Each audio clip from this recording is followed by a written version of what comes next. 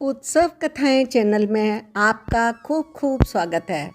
आज कली हनुवाणी अध्याय 5 मृत्यु को हराना नामक अध्याय के भाग 1 का वर्णन करते हैं। उर्मी के पिछले जन्म के वे दृश्य जो इस जन्म में उसके रोग का कारण थे अब उजागर हो चुके थे।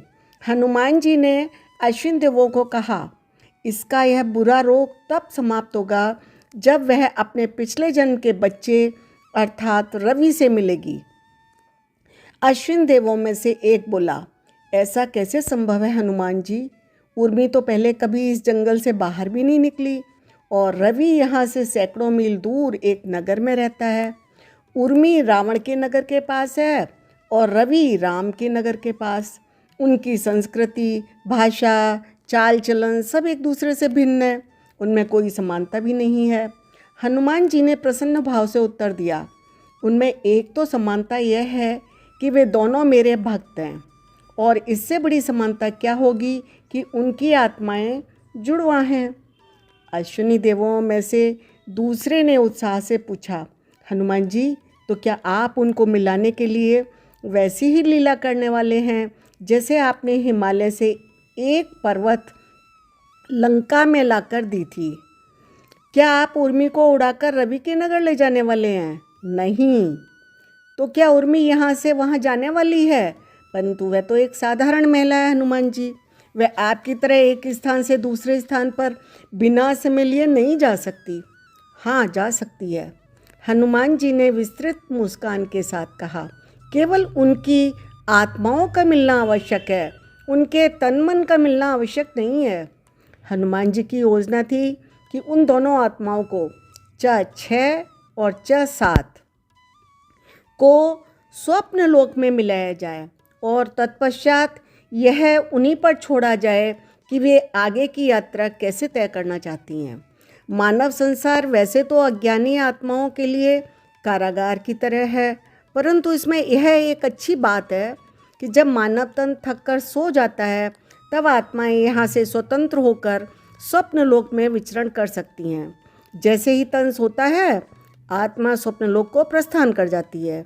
आत्मा वैसे तो हर इच्छा को मानव संसार में पूर्ण करने का प्रयास करती है, परंतु जो इच्छा यहाँ पर पूर्ण करना असंभव है वह स्वप्न लोक में पूर्ण कर लेती है। इच्छाएं कल्पना से जन्म लेती हैं और कल्पनाएं हमारी बाहरी संसार के दृश्यों से प्रेरित होती हैं। महेश नाम का एक व्यक्ति अभी एक मित्र के पिता के दाह संस्कार से लौटा है, जिसकी एक दुर्घटना में मृत्यु हो गई है। दाह संस्कार के दृश्यों से उसके मन में एक चिंता पैदा होती है, यदि मेरे पिता की किसी दुर्घटना में मृत्यु हो गई तो क्या होगा। इससे एक हल्की सी कल्पना प्रेरित होती है। वह अपने पिता की मृत्यु के दृश्य की कल्पना करता है।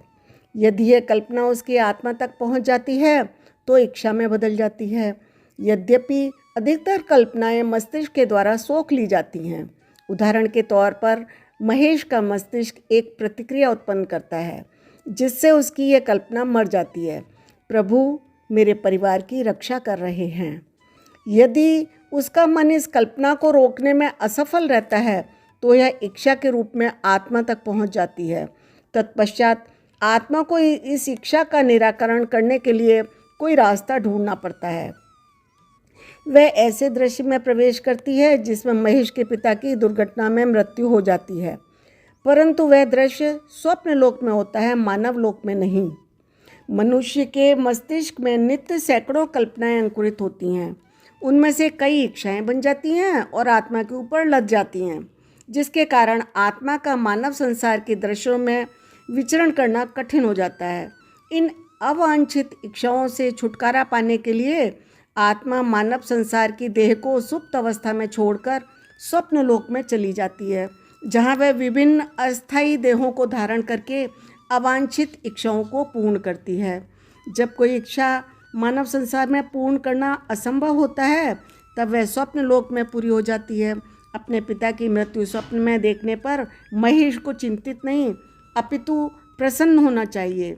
इसका यही अर्थ है कि जो इच्छा मानव संसार में पूर्ण होकर उसे वास्तविक दुख दे सकती थी, वह स्वप्न लोक में समाप्त हो गई। जागने के पश्चात यदि सपनों को स्मरण किया जाए तो पुनः कल्पनाएं अंकुरित होकर नई इच्छाओं को जन्म दे सकती हैं। यदि उन कल्पनाओं में से एक कल्पना उसके पिता की दुर्घटना की है तो उसे पुनः वही स्वप्न आ सकता है। जब कोई भक्त प्रभु से मिलने के समीप होता है तब उसकी आत्मा के 2 प्रतिबिंब बन जाते हैं। उर्मी के आत्मा के भी 2 प्रतिबिंब बने थे, 6 आत्मा और 7 आत्मा। भाषा की सरलता के लिए हम उन प्रतिबिंबों को अलग अलग आत्माएं कह सकते हैं।